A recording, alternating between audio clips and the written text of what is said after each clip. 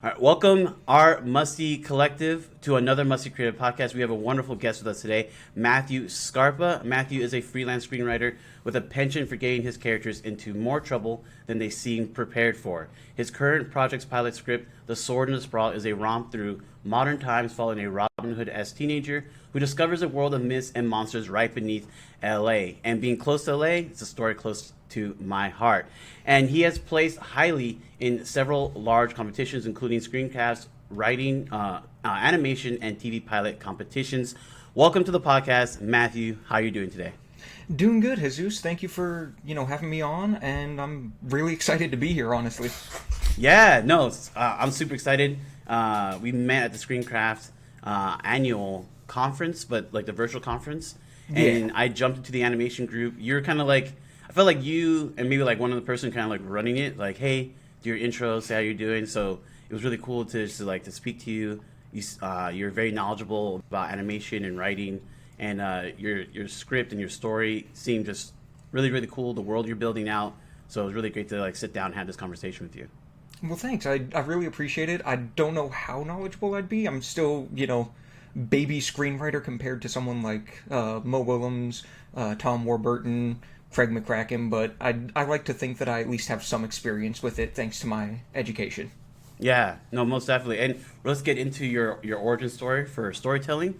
Let us know, how did you get started into the world of storytelling? So it started when I was in high school. I had a really good English teacher. His name was Mr. Rourke. And I am pretty adept at lying. So Nice. that got me into a lot of trouble, but he decided, no, I'm not going to get you into trouble on this, but you're going to have to, use that for something different. Right. So Use your powers for good. Yeah, use the powers for good rather than evil. Right. And he set me on to just storytelling in general. So I'd start writing like little short stories for class assignments for him. And eventually it kind of fell off because, I graduated. I tried to go into the military. That didn't work out. Very cool. Came out, started working for FedEx, and then eventually saw a ad for Full Sail University after watching kids shows for, 8 months. Nice. When I had nothing else to do after work. Yeah, that's awesome. Yeah, and you said you have like you had a penchant for lying, right? And that was what your English teacher kind of got you, kind of noticed you and said, hey, why don't you use this for storytelling? Why don't you use this for creative writing? And before we get to Full Sail University, like, I guess a question I have for you is lying important to be a good storyteller in your opinion? I would say absolutely. Because any good fiction story or any story that has some element of fiction, even if it's, supposed to be like a dramatic retelling of, like, let's say Argo. Yeah. Remember Argo with Ben Affleck? Great movie. Oh, definitely, Loved it. Definitely. But the world isn't going to work out like a movie. You're going to have to lie a little bit just to make sure that it all gets together in a very entertaining manner. And it's my personal belief, at least, that storytellers are liars that are just lying to the universe so well that the universe eventually believes it. That's cool. Yeah, I mean, Argo is a great example too, because it's a story based on an actual, like, real life story, but they do manipulate like the details just to like immerse you into like the first act and get you involved in the characters and root for them to survive through this like amazing ordeal. So it's not like a true like one-to-one, like, this guy did turn to this woman and said exactly this line at this moment in time, right? So no, I hear what you're saying. Yeah. That's cool. But yeah, let's talk about Full Sail University. Full Sail University, I've seen tons of ads. I've gotten like the website for it. I've clicked the button. I've gotten the phone call. It's like, hey, do you want to come? I almost wanted to join myself. What did you learn there, and how was your experience at Full Sail? So you're going to hear a lot of people. There's a big camp and a big divide between folks. So there are the people who went there and feel like because they didn't get a job right out the gate, that Full Sail completely failed them. Yeah. And there are the people, the camp that I'm in, that go there and like, yeah, we're here to get a degree. We're not guaranteed a job. We understand that. Mm-hmm. But we also just want to learn more about the craft. And I am definitely in that camp because I went in knowing absolutely nothing. Like, I had written a script for a pilot that I call Colossal, which Oh, nice. Yeah, it's been in the works, but that one's sidebarred for Sword in the Sprawl because, honestly, Sword in the Sprawl is a way better story. I like the name. Colossal sounds really cool, though. It's a fun one, but I definitely got to rework it before I get anywhere. But yeah, I'd written it on Microsoft Word. You know, I didn't know any of the spacing, any of literally anything about screenwriting. I was just going down, and it looked more like a prose story than anything. Yeah. And, you know, 20 months at Full Sail, and I've got a full pilot script perfectly, you know, formatted, all set to go. I've got the story down to a T, and... Nice. Not only that, I've got a network of peers who, honestly, most of them are ready to drop when either of our stories get picked up, and we're just like, all right, cool, call me, we'll be in the writer's room the next day. That's cool. That's cool. Yeah. So Full Sail is great. Yeah, it kind of, what you're describing kind of reminds me of the book Creativity Inc. by Ed Catmull from Pixar, where he describes the idea that there's, like, at least in the beginning of Toy Story, there is, like, a group, the storytelling group, you know, with the different directors like Pete Docter, John Lasseter, who's obviously not there anymore, you know, Pete Unkrich, right, where they're like talking to each other about the different, you know, the stories they're writing, giving each other tips and suggestions, just so they can make the stories better, and, you know, not to hurt each other, but just give honest feedback or candid feedback, as he talks about in the book. So you had like that, like on a daily basis with other peers, and then like you said, now if someone's script does get, like, you know, the green lit, then you can jump in and be available to help each other out. Absolutely, and it's definitely one of the big ones because, like you said, it's all critique not for the purpose of hurting anyone or bringing anyone down, because we all just want to make the best story that we possibly can. Yeah. So having that network of people who are looking out for your story, which to me is even more important than looking out for each other, like, they care so much about you that they're looking out for your story, not just you. Oh, yeah. And that's an amazing feeling to have that network of people. Definitely. And I think that's the beauty of, like, going to university. I know sometimes people are like, should I go to university? Should I not go to university? But if you go to university with a strong network, with people that are driven to help each other and, like, build each other up, then it's definitely worth it. Because doing it on your own, unless you get in a really good meetup group, you know, you won't get that same experience. Exactly. Nice. That's cool. All right, so Full Sail University is a thumbs up from Matthew. So definitely go check it out. A thumbs up. Everyone check it out. If you have any kind of entertainment and bone in your body, at least go on the behind the scenes tour, because they're going to tell you so much about what you got going on there. Yeah. Oh yeah, and that was interesting too, because you mentioned that before. Like, when you went on the behind the scenes tour, it was kind of like your first time. Like you mentioned Big Hero 6. Like that, it was like, I gotta go to this nerd school. I haven't been on the behind the scenes tour yet, but yeah. So I was on the behind the scenes tour. They do it with, you know, you and one family member come do the tour, just because they don't want to have tour groups that are so huge that they lose people, because it's, you know, current students running the tour groups. Right. The students are, you know, they've been there for a while, so they know what they're talking about. But, like, we get to the end of the tour, and it's in Full Sail Live, which, in case you didn't know, is also where they shoot WWE NXT. So they have students working that. Yeah. I did not know that. Yeah, the production crew for that is almost entirely Full Sail students who are going for, like, pre-production, live production, all that fun stuff. Wow, that's actually really cool. Yeah, it's so cool. And, like, students will get free tickets just for being on campus NXT Day. But, yeah, so we go to the Full Sail Live, and they're, you know, capping off the tour, and I turn to my mom, and straight out of Big Hero 6, I go, Mom, I have to go to this nerd school. Yeah. And I love that movie. I love that reference. It's one of my favorite Walt Disney animation movies. So you making that reference, like, I totally get exactly where you're going from with the character Hero. That's great. Yeah. No, I did not get that same experience when I went on my campuses, because they weren't, like, fully involved in, saying, creative writing or production or film. They always have, you know, college campuses usually have other schools that they have involved. So, like, to have a school that's dedicated to the entertainment industry and just fully showing that off is amazing. So it's really great you had that experience. Yeah, and I will say the faculty and staff there are phenomenal. All the faculty have professional experience in the field that they're teaching. Nice. So I actually had a teacher who was the showrunner for Honey, I Shrunk the Kids, the TV show. Oh, I remember that TV show, the live action, right? Yeah. I remember that. He was phenomenal. He was great. That's awesome. That's very cool. Yeah. Oh, man. And I think there's a reboot coming, so yeah, that's very Look, cool. I'm fine with that. Yeah. It's a great franchise. If Rick Moranis is in it, I'm there already. Yeah, right? I think he is. I think Moranis is coming through. I think he is coming through. Well, let's get into Sword in the Sprawl. What is it, and how do you imagine it being told on the screen? So, Sword in the Sprawl actually started as a comic script while I was in my classes, because, we have classes for everything. Comic writing, TV writing, movie writing, ad writing, video game writing, everything for writing for entertainment. Nice. It started as a comic script that I was like, you know what, I can submit this. I don't know if it's going to go anywhere, but, at least it'll get me a passing grade for the class. And maybe a little bit more, because I like showing off a little bit. Right. But, as it turns out, I had, that network that I was telling you about was most of my classmates.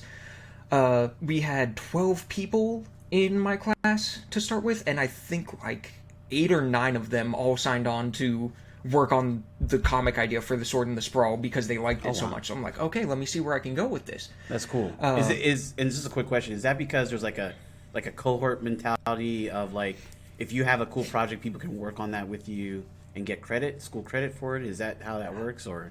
So it's not really that, because everyone had to submit things. It's just when it came to it, the professor said, hey, okay, so this month we're gonna pick some stuff to work on, and you guys can pick whatever you want to work on, and just, make sure that you're good with whoever made the idea. Right. And, like 9 of my classmates come up and they're like, look, I really like this. Let me work on it with you this month. That's awesome. Yeah, because obviously it's for a grade, it's a class still. But they just decided they liked the story, so they're like, let's do it. Yeah. No, okay, that's great validation too. Like when your own peers are saying, hey, I don't just like it, I want to work on it with you. That's exactly. Awesome. Yeah. But yeah, so the whole premise of it, it's evolved into a kids animated TV show now. Nice. And the premise of it is there's a kid named Sid who is a foster home reject. He's been bounced around foster homes for, most of his life that he can remember. And he's never really fit in with any of them. So he runs away from his latest foster home and actually ends up living on the streets for a while, stealing to survive, sort of an Aladdin-style story, but that's all before the actual script. Right. He gets found by, hilariously enough, gnomes. Like nice.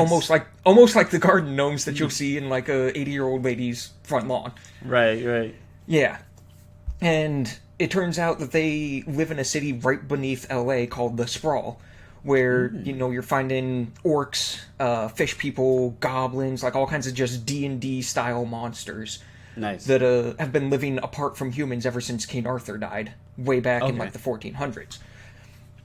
And so Sid, still not fitting in anywhere, decides that, hey, I'll live down here. He's the one of only 2 humans, I should say, that's in the Sprawl. Nice. And to pay back the gnomes, he's, running around the world, finding all these mythical artifacts from actual mythology. So, like, he's looking for the Holy Grail. He's looking for, Sigurd's sword from Norse mythology, Thor's hammer.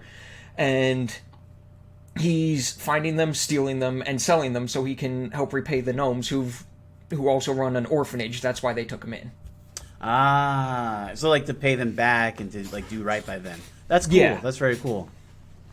So, and these gnomes, all they do is help, orphans. They don't do anything shady. So that's later in the series, but okay, sorry, because I like it. No, it's all good because I like it, and because this is I've been listening to the Musty Creative. I really like the stuff that's been going on. Oh, thank you. Of course, it's a whole bunch of fun, but I will say one of the gnomes, Helen, who is the one who found Sid and brought him to the Sprawl, she actually used to be a master thief herself. Okay. She doesn't anymore because, she's taking care of the kids, but she's gotten into some of her own shenanigans like Sid has. Okay, very cool, very cool. And is Sid, I guess, like you said, he thieved to survive, but is he kind of maybe being tutored by her to become a master thief at the same time, or? So as far as Sid knows, she's actually just a gnome who runs the orphanage in the Sprawl. Gotcha. Okay, very cool. Yeah, later on in the series, he's gonna figure it out, but for right now, he just nice lady who's taking care of him and all the kids in the Sprawl. Nice. Okay, I'll ask one more question because I know like you're still working on pitching this and getting greenlit. So, but what about can you tell us about the villain, the antagonist? Yeah. So the first season's big villain is a guy named Gilbert, which with a name like that you wouldn't think he'd be that big bad. Yeah. Hilariously enough, we actually came up with him thanks to, in that comics class, someone had a typo.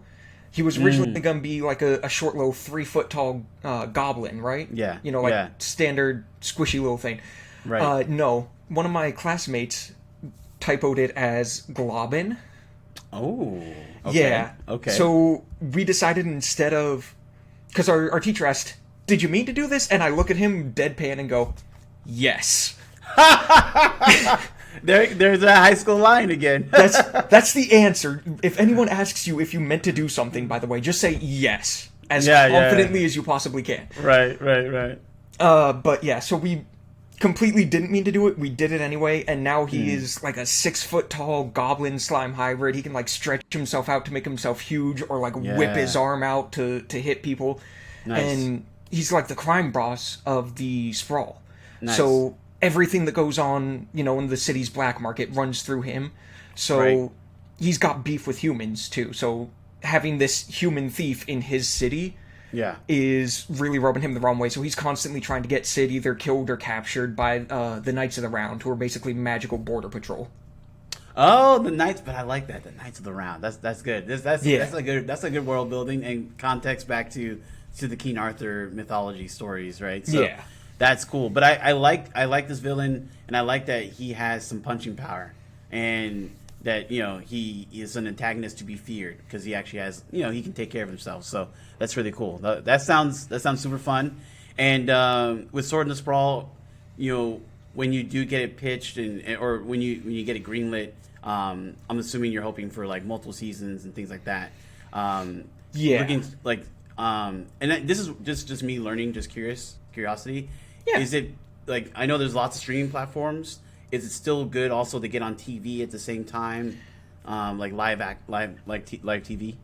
So the streaming platforms are obviously the way to go. Live TV and live cable, all that fun. It's still prevalent in the entertainment world today. Yeah. But it's definitely falling off because people don't have the time to sit down 8:00 at night when they've got chores to do and they've got kids to take care of and all that to watch an episode of their show. Yeah. But people are going to find time like on the weekends where it's just it's one of those days I don't want to do anything. Let me crash, watch an episode of my favorite show, and then get up and do all my adulting. And while actual TV is great for that, you can't really schedule someone else's schedule. You can't schedule a whole station to work around your lifestyle. But streaming, you can pick up a half-hour TV show and then get back to whatever you're doing, or do it while you're at work, whatever floats your boat. Yeah. No, and that's the beauty of streaming. I've been able to and especially with the pandemic, I've been able to schedule time to watch shows with friends, like when it's all convenient for us, instead of like, hey, get up at 8:00 on Friday night and watch it. So that's a great thing. So yeah, I agree. I was just kind of still wondering because I guess every once in a while I'll see live action TV, like I'll turn on a channel or something and be like, oh, okay, what's on? What's the schedule? But I guess if it isn't sports, it's not as important. But yeah, okay, yeah, cool. Even sports go on the streaming networks now, like ESPN Plus or whatever it is that Disney has going on. So that's a good point. It's great for schedules and just being able to pick up what you want. Yeah, most definitely. All right, cool. So with your pilot script of Sword in the Sprawl, it has placed highly in competitions. So which competitions, and do you have any advice for others who want to succeed in screenwriting competitions?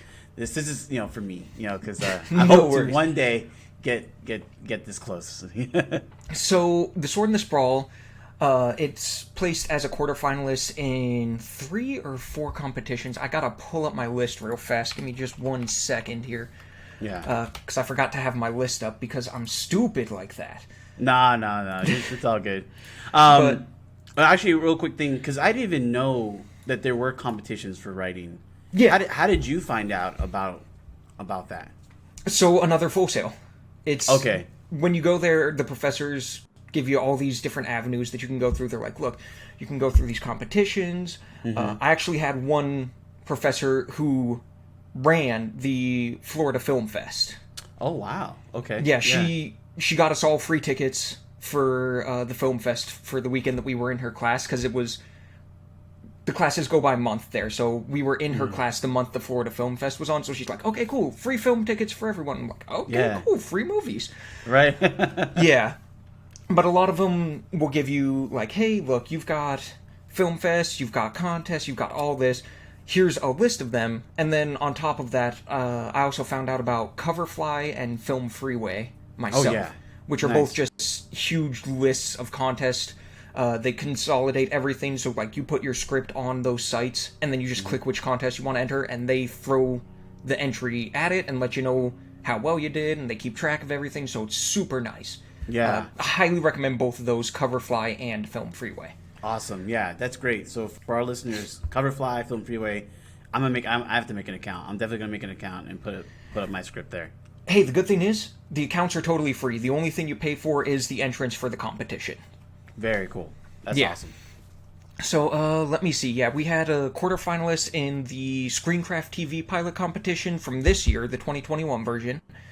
Creative Screenwriting's Unique Voices competition for last year. Hollywood Just for Shorts' film and screenplay competition for this year. And those were all semifinalists, not quarterfinalists. I'm getting my list mixed up. Yeah. And then I had the quarterfinalists for the animation competition for 2019. Woo, man. Yeah, so overall, it's beaten out... because I haven't done the math for the TV pilot for this year, or the Hollywood Just for Shorts, but the other three, it had beaten out about 15,000 other scripts that were submitted. Dang, congrats. Just to get honestly, that far. That's legit, man. Thank you. Really cool. That's really cool. Yeah, I was really proud of that. Like, even if they didn't, get grand finalist or win the contest or anything, they still made it far, and 15,000 scripts is nothing to snub at, Oh, no, that's legit. That is so awesome, man. Happy for you and your success. Thank you. And then, kind of one thing that's been really cool to, like, just doing the research, and you've been great just giving us the information for the research. So you're actually really love that you do that. But you have, like, an online pitch deck. Yeah. Did you code that yourself, or you just found a site? Like, I thought that was a really brilliant idea. So my online pitch deck is all through Wix, the website Very builder. Cool. Very cool. Because I don't know a dang thing about coding. I am... Okay. Like, as far as it goes, I know how to play video games. If I tried to code one, it would end up looking like... God, I don't know. 1980s versions of movies that we see today. Like, it'd be terrible. It'd be the worst thing. It wouldn't sound right. It wouldn't look right. Wix, I built it all. It took an afternoon to get everything set up there the way I wanted to, and then I've just been tweaking as I go, because it's not, set in stone. You can change it whenever you want and just hit the publish button and it updates the changes. Right. But yeah, I just think that's such a smart idea, because everyone can click a link and you can easily share that. You don't have to worry about, like, the PDF version. Do they have the right PowerPoint, like, PPT or PPTX, or, you don't have to deal with all of that foolishness. Just, if you have a decent browser, just click the link and you'll be able to see everything. That's really cool. Yeah, and if anyone wants to see it, it's theswordinthesprawl.com. Ooh, okay. Should we put a link in the show notes for that? Look, that's up to you. This is your podcast. Okay. I'm not going to tell you how to run your job, Okay, cool. And then, as far as tips for, like, getting your pilot script or your feature film script kind of into a competition and for it to perform well, you have a couple of tips for our listeners? Yeah, so absolutely. Always make sure that you're putting your best stuff forward, obviously. You don't want to put something that, like, you slap together in an hour forward, because no one's going to like that. And obviously, if you got any rewrites, update your competition, which is something that Film Freeway and Coverfly do for like $5 a competition. Oh, so nice. I updated 10 competitions with my latest draft, $50. Oh, nice. That's really cool. Yeah, it was super nice. On top of that, when you're submitting to a competition, always get in. If they have an early bird deadline, hit that, or just as early as you possibly can, like the day the competition starts taking submissions. Okay. Because these competitions typically have like, you know, a dozen or so people who are reading through hundreds and hundreds of scripts, and if you get in early, they're going to read it sooner before they get burnt out on these scripts. So, like, if you have a typo on the first page, never have a typo on the first page. Yeah. You will get canned. Yeah. But if you do, they're more willing to overlook something like that because they're like, okay, look, I kind of like where this is going. Let me see how it goes. You know, a typo sucks, but we can tell them to fix that in the notes. Right, exactly. And okay, so they do give you notes as you move up, like the different like rounds, I'm assuming. So some competitions will give you free notes just as you go. Typically, you'll have to pay some extra for notes. The notes are the expensive part of the competition, I will say. Because I paid like $35 for one of the screencraft competitions, and then $130 for notes. Oh, but it's people who know what they're doing with the notes. So like they give you good notes. It's not just, hey, I don't like this script, do something different. It's like, no, Gilbert doesn't seem to be as threatening as he could be here. Maybe try something like XYZ. Right. Okay. Very cool. And that's actually really important. That's like a full education in and of itself. So $130 absolutely is definitely worth it. Okay, that totally makes sense. Very cool. Well, then you're gonna make this into a kids animated show. So tell us why animation you think is like the best medium for the Sword and the Sprawl, and then why you think it's just a great storytelling medium in general. So overall for the Sword and the Sprawl, I can just imagine the makeup costs of trying to do all the monsters and all the myths and everything in the Sprawl alone. And there's cities under like every major U.S. city. There's one under Dallas. There's one under Boston. There's one under New York. So having to do the makeup costs for that. Thank you. But yeah, the makeup costs for having actors for that, oh my god, that would be astronomical. True. And on top of that, there's always going to be something that doesn't look right with that. Yeah. Whereas with animation, you can chalk it up to, okay, that's the animation style, that's why this looks like this. Yeah. That's true. That's a good point. Very good point. And then, like I said, Gilbert, who can like stretch and shapeshift and all that, that's going to be a lot of special effects costs too, so I'd rather just animate that. Yeah. And I think sometimes like animation just looks better for the type of story you're telling. And it allows your imagination to be just more free, and anything could happen. Whereas like if it's more live action, it's supposed to be more realistic. I feel like for an audience member, you have to then immerse yourself in a certain set of rules. And if like something violates those rules from a physical standpoint, like gravity doesn't work that way, or physics doesn't work that way, like we know, even if you don't have a physics degree, you kind of know in your mind like something's off. The animation, when they go woo like that, like then on Adventure Time or something, you're like, oh, that's fine. That's animation. That's totally okay. Yeah. And on top of that, like you said with the rules, when you get an animated show, you get to mess with the rules as much as you want. You just have to follow those rules after you set them. Yes. Yeah. And that is definitely like, that's the thing where you're like, okay, you're keeping these rules. Let's keep those rules. Like Toy Story, right? Like the first Toy Story, the toys never want to interact or move when humans can see them. Exactly. But of course, like they establish that rule all throughout, like even to the detriment of themselves, like the toy soldier getting stomped on. But then they say, you know what, for Sid, we're gonna make a special case, and we're gonna freak the crap out of this kid. So they're still playing with the rules. It's just they're using these rules to their advantage for the characters now. Yeah, exactly. And like that's like to me the hardest part of writing. Something that's complicated, a lot of world building, is keeping up with all those rules while keeping the story fresh and the different situations the protagonist falls into. I know it's kind of like a bonus question, but like, and you don't have to give examples from Sword and Sprawl, but how do you, from a writing standpoint, overcome that so that it doesn't feel like in your story that it's boring or we just did this exact same problem? So for me specifically, and I don't mind giving some examples because again, I really like the story. Otherwise, I wouldn't be writing it. Right. But the whole reason it's the Sword and the Sprawl is the big payday for Sid is Excalibur, the Sword and the Stone. So he's looking for that. So that he's like, look, I can sell this. I can retire at the age of 14, and all my family and friends don't have to worry about anything for the rest of their lives. Nice. So what I do for that is I set really loose rules. Like Sid can go after any single or multiple artifacts that he wants in an episode, as long as he doesn't find Excalibur, because the moment he does, the series is over. Right. That's a very good point. The best way to do that is just to set loose rules that can blanket the entire series, as opposed to like really tight, stringent rules that vary based on the episodes or based on like the minute in the movie. Yeah. Okay, cool. So that in that way the audience doesn't feel cheated. It's like, hey, what's going on here? Okay. Exactly. That's awesome. Another quick bonus question would be, like, as far as writing practices, are you like a daily writer, or do you have like a schedule where you like, a couple times a week you say, hey, I'm gonna write? Like, if you could share with us.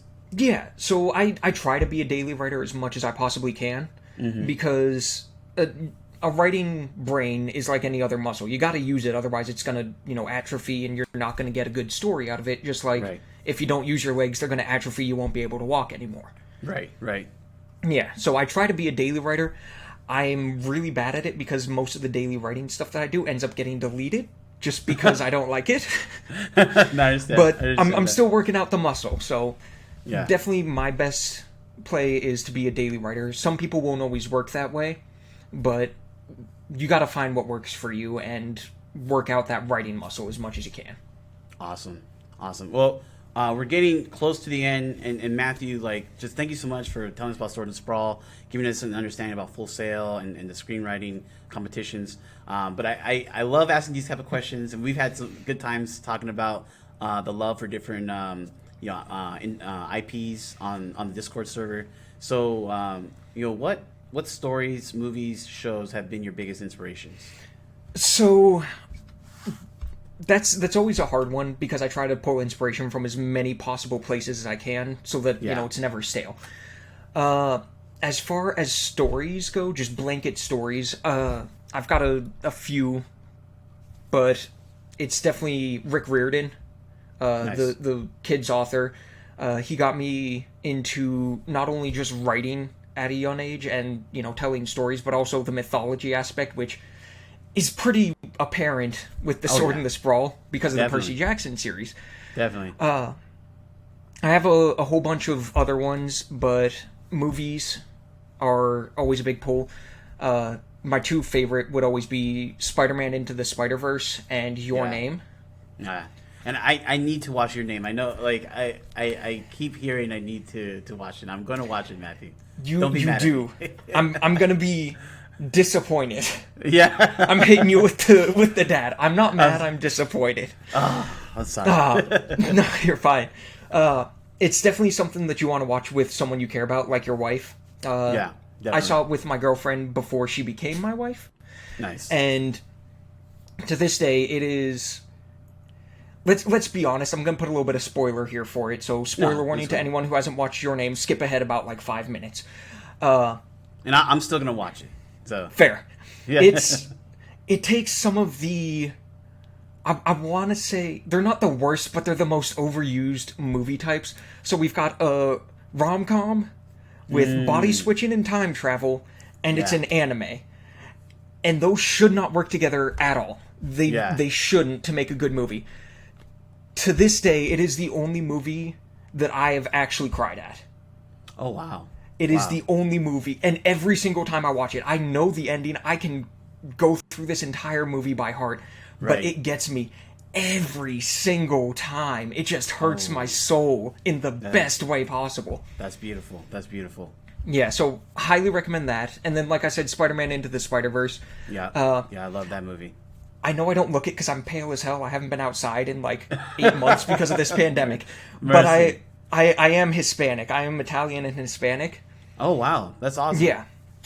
So, having grown up, I did have some superhero representation, because it's always been, 30-year-old white guys. Tony Stark, Captain America, Thor. Yeah. They all look the same, let's be honest. But then you got Miles Morales with the Ultimate Spider-Man. Yeah. And we finally got the movie with Into the Spider-Verse, and that's something that really hit me here because, again, Hispanic, it's having that representation. Oh, yeah, same, yeah. On top of that, having a phenomenal story for that representation. Right. And that's the thing that was so good, because I've looked at movies like superhero movies like Hitch, or not Hitch. I'm sorry, Will Smith's superhero Hancock. movie, Hancock. Thank Yeah. you. And I was like, oh yes, this is gonna be it. And it was like, ah. But And then- Spider-Verse was perfect. It was just Yeah. such a great story. And honestly, part of that is because they had Brian Michael Bendis on it, who created Miles. So he was like, no, you're not doing my character the wrong way. Right. So like Yeah. that felt really good too. It did. Just from like the uncle finding out he was the guy behind the mask, and just the final third act, and putting on the Yeah. suit, just everything. Learning awkwardly from a Spider-Man who is like past his time. It was just an alternate universe. It was just so good. I love it. It was so perfectly intertwined, and if you read the comics, it did such a good job of staying true to the comics without just retelling the comics. Yeah, and that is really hard to do, and It is. But, yeah, it's one of that movie is one of the reasons why, and the first Lego movie is one of the reasons why I just love Phil Lord and Christopher Miller. Yeah, I 'cause think they're they do phenomenal. they do such great work. And so yeah, I can see that as why that'd be an inspiration. Yeah, and then my last one, I'm gonna maybe get some of the younger viewers like, what's that? Codename Kids Next Door on Cartoon Network back from like the late 90s, early 2000s. That's awesome. Yeah, I remember that show. It was phenomenal. It was the purest form of a bunch of kids who didn't want to turn into their parents. They didn't want to grow up. Yeah. And like, it took that and put the imagination of what these the real life kids would be thinking, like, oh, we got this treehouse. Well, now it's this super secret fort that's Right. 80 miles tall and has secret doors, and we can make all this technology out of plywood and ketchup Right. bottles. Right. And right. it's the inspiration behind that and the imagination that they put into it, and you could tell all the love that they put into just every single episode. Yeah. It's what I want to be able to do for the next generation of kids. I want them to have something that makes them feel like, hey, look, being a kid is great. I know I'm Yeah. going to grow up, but I'm going to enjoy this while I can.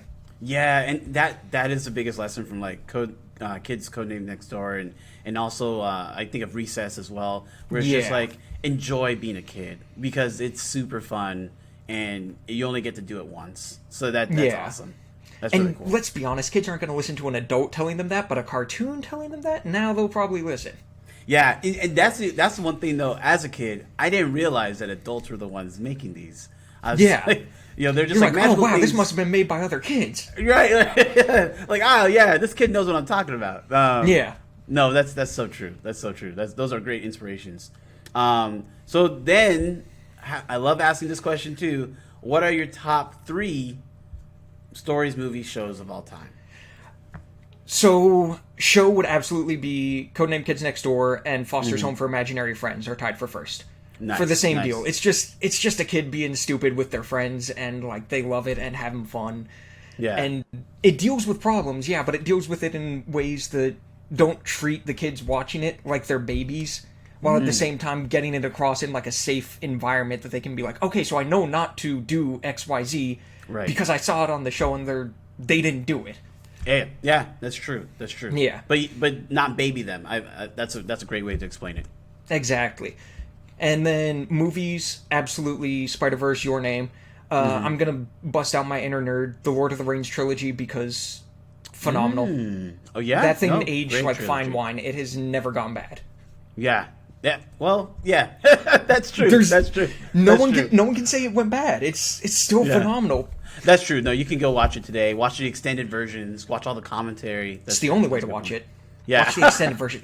Set aside an entire day because it's like 24 hours, but like watch the extended versions. Right. That's awesome. And then stories overall, Percy Jackson series, like I said, from Rick Riordan. Nice. And then Invincible, actually. The Invincible comics. I know Yeah. Amazon came out with the show. I'm loving the Right. show. Me and my dad watch every episode of it together. Oh wow. And, yeah, he lives in Boston. I live in Texas. So, Yeah. like, it's a great way to just, spend an hour to catch up with Dad and have something in common. We haven't watched the last episode. I know what happens because the comics. He doesn't, Right. so... Oh. I'm blindsiding him with it. I love my dad, but I'm blindsiding him with it. Oh, snap. That's awesome, man. No, that's honestly that's great. I that's really cool. That's actually really cool. Yeah, but that's also just one of my favorites. Kirkman just did a phenomenal job with making a superhero that people could enjoy and relate to. Yeah. And it's like, Mark, why did you make me do this? What, 17 more years and just, Oh, I know. my soul. Oh, man. Yeah. Oh, that hurts every time. Yeah. But then, you know, the tears at the end. Yeah. Yeah. But And honestly, the cast for the show is phenomenal. J.K. Simmons and Steven Yeun. I can't with those two. They're phenomenal. Yeah. And I was like, Steven Yeun, that's Steven Yeun. Oh, because I watched Minari. I was like, okay, but that's Steven Yeun. Oh, okay. Like, he really can do like a lot of things. Yeah, and J.K. Simmons just being the angry dad, like the perfect stereotype of the strict angry dad that loves his family, but like now he's kind of a jerk and has superpowers. He's very much a jerk. But like, I'm trying to keep it PG because of the podcast, but like, he's a jerk. Yeah, no, is J.K. Simmons? He's the farmer's insurance guy, isn't he? He's the farmer's insurance guy. He's every live-action J. Jonah Jameson, as well as the video game J. Jonah Jameson. Right. And then Whiplash, which is the most, like, in line with Omni-Man from Invincible. Right, okay. Yeah, because I was like, man, like, that voice, and I was, like, trying to make sure I understood, like, yes, that's the same guy, but he carried so much weight in that voice. Like, he really, and obviously the animation was just beautiful for Omni-Man, but he just, man, like, besides Superman, I'm like, Omni-Man, like, he's very legit. I'm gonna lay it out right now. Omni-Man will beat Superman in a fight. Whoa! People can throw down on me, but yeah. All right, Omni-Man got a killer instinct. This is not a throwdown podcast. Maybe I should make one, but look, I'm just saying I'll be on there too if you want me.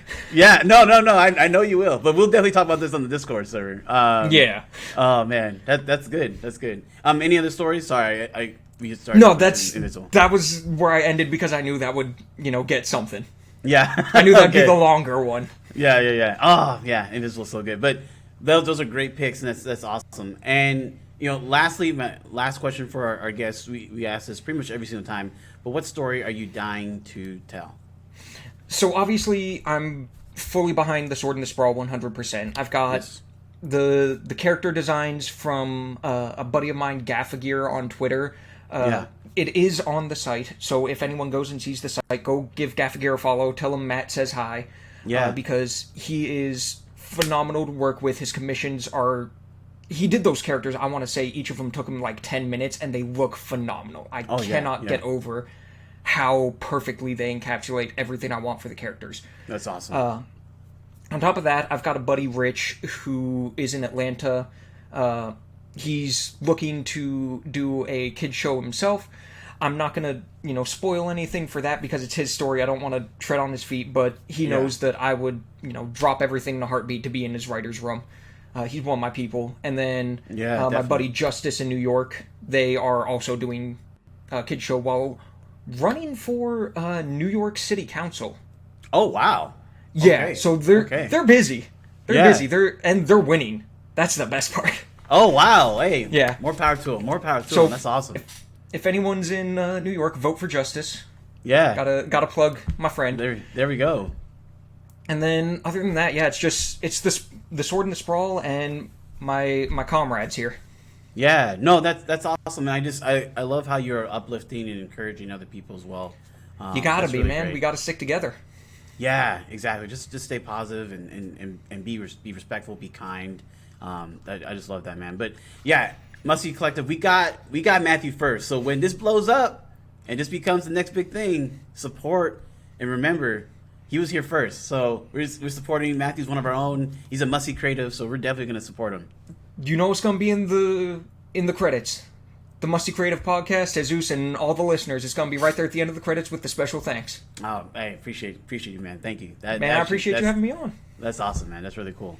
So definitely click the link, support, say hi to Rich, say Matt says hi, and support Matthew and let him know, hey, let's do the podcast. Love to hear what you had to say. So thank you so much for being on the podcast, Matthew. And we can't wait to see Sword and Sprawl on, we'll say Netflix. We like to talk about Netflix here, but wherever you want to be, wherever it ends up. Yeah, but me personally, I would want to be on Netflix. But whatever you want it to be, it's all good. Fair enough. Thanks for having me. Obviously, just keep on keeping on, and if there's anything in the future that you need an extra pair of hands for, feel free to give me a call, because I'm always happy to repay favors, and this is definitely a big favor that's been a lot of fun today. Oh, yeah. Awesome. Thank you so much, Matthew. You take care. Thank you. Have a great day. You too.